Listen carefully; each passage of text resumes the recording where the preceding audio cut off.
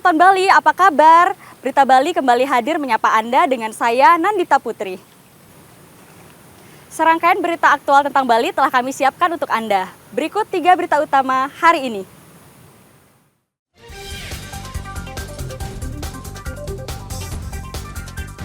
Korban tewas kebakaran gudang gas LPG di Denpasar bertambah jadi 13 orang.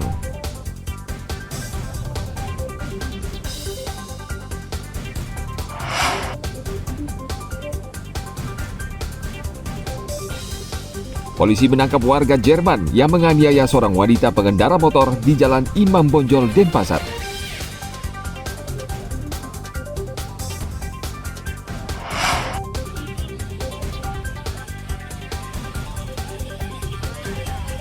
Polda Bali menggelar lomba mengepung Kapolda Cup 2024 di sirkuit All-in-One Desa Pengambengan, Jembrana.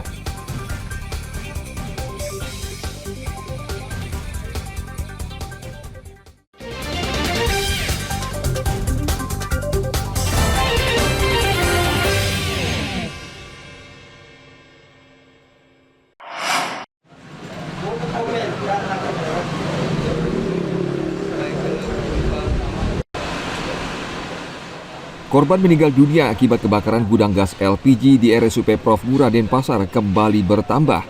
Hingga Minggu sore, jumlah korban yang meninggal mencapai 13 orang. 12 orang di Rumah Sakit Prof. Ngurah dan 1 orang di RSUD Wangaya. Terakhir, korban yang meninggal di RSUP Prof. Ngurah bernama Wiri Suhardi, berusia 34 tahun dengan luka bakar mencapai 77%. Korban meninggal pada hari Sabtu pagi. Lalu Mukis Bayudi berusia 29 tahun dengan luka bakar 56%. Korban meninggal di hari yang sama. Saat ini masih ada 5 korban lagi yang masih menjalani perawatan di RSUP Prof. Ngurah.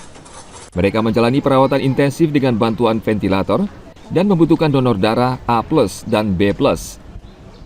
Saat ini total pasien dirawat sebanyak 5 orang dengan semuanya masih dalam alat bantu nafas dengan keadaan kritis.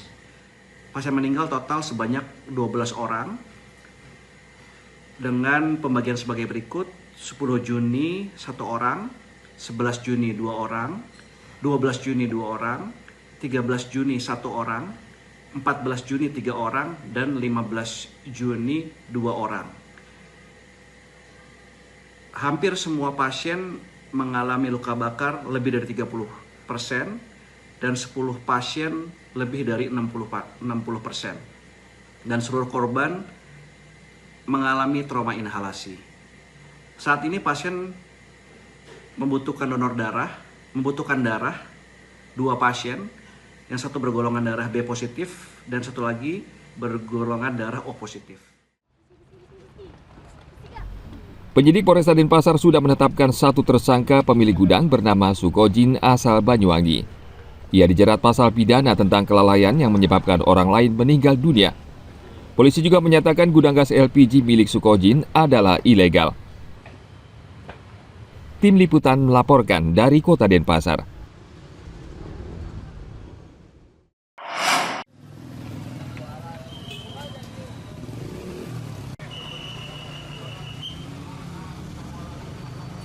Sama seperti Hari Raya Idul Fitri, baik Ormas Muhammadiyah dan NU serta hasil sidang isbat Kementerian Agama sepakat menetapkan Hari Raya Idul Adha pada 10 Zulhijjah 1445 Hijriah atau pada hari Senin 17 Juni 2024. Di Kabupaten Karangasem sejak pagi, umat Islam dari sejumlah kampung muslim sudah berdatangan ke lapangan tanah Aron Amlapura untuk melaksanakan sholat Id yang diselenggarakan Panitia Hari Besar Islam atau PHBI Karangasem.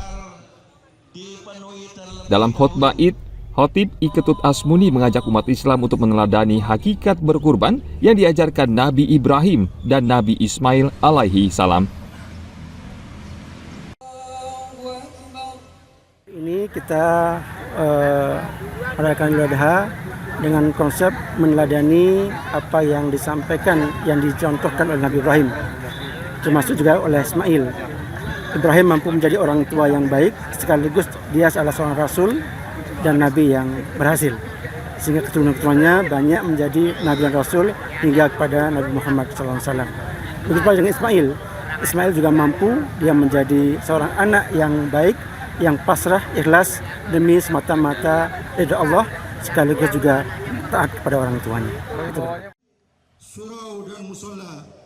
Khotib juga mengimbau umat muslim di Kabupaten Karangasem untuk menunjukkan kepedulian terhadap sesama dengan berkurban dan melatih kesabaran, jiwa sosial dan keikhlasan dalam beribadah. Tim Liputan melaporkan dari Kabupaten Karangasem.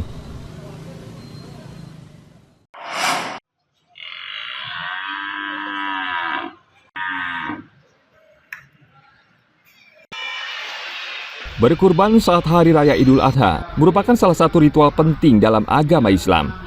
Tentu kesehatan hewan kurban sangat penting agar aman saat dikonsumsi. Di Masjid Agung Bangli, saat perayaan Idul Adha, ada 60 ekor sapi dan 16 ekor kambing yang disembelih. Dan untuk memastikan kondisi kesehatan hewan, pihak masjid bekerjasama dengan Dinas Pertanian, Ketahanan Pangan dan Perikanan Kabupaten Bangli mengecek kondisi kesehatan hewan kurban. Dinas Peternakan dan Kesehatan Hewan Bangli menerjunkan 20 petugas baik di Kota Bangli maupun di Kintamani untuk memastikan daging kurban aman dan layak untuk dikonsumsi. Pemeriksaan dilakukan sebelum dan sesudah penyembelihan, seperti pemeriksaan karkas dan jeroan hewan untuk mengantisipasi cacing pita dan penyakit hewan yang berbahaya.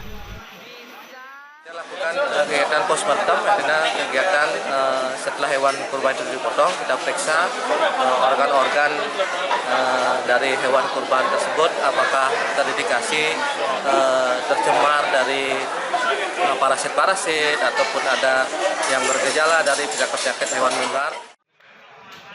Pemkab Bangli berharap pemeriksaan daging hewan kurban pada perayaan Idul Adha tahun ini, seluruh masyarakat mendapatkan daging yang layak dan aman untuk dikonsumsi. Tim Liputan melaporkan dari Kabupaten Bangli.